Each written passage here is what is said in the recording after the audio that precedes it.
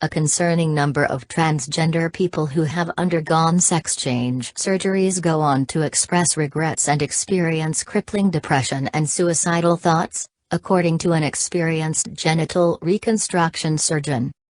According to a report in The Telegraph, world-leading genital reconstruction surgeon Professor Miroslav Georgievic has seen a rise in his patients coming back to him after sex change surgery seeking reversals of the procedure, which are complex and expensive, and can take more than a year to complete.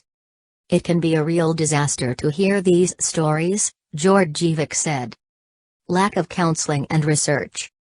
Georgievic cites two issues causing the increase in patients getting a sex change surgery and subsequently regretting it: a lack of robust research on the topic, and a lack of psychiatric evaluation and counseling before the surgeries. While Georgievic requires his patients to undergo a year or more of psychiatric evaluation followed by hormone evaluation and therapy, some patients seeking reversals have told him that they were only asked if they had the money for the surgery beforehand.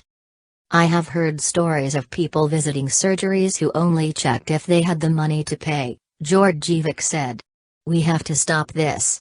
As a community, we have to make very strong rules. Nobody who wants to make this type of surgery or just make money can be allowed to do so."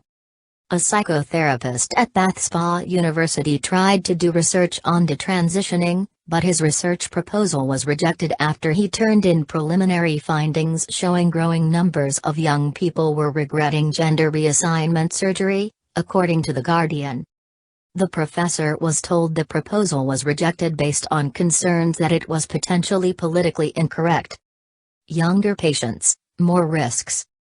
Georgievic said the average age of his patients has dropped from 45 when he first started more than 20 years ago to 21, with some in the medical community advocating for allowing minors to get sex change surgeries.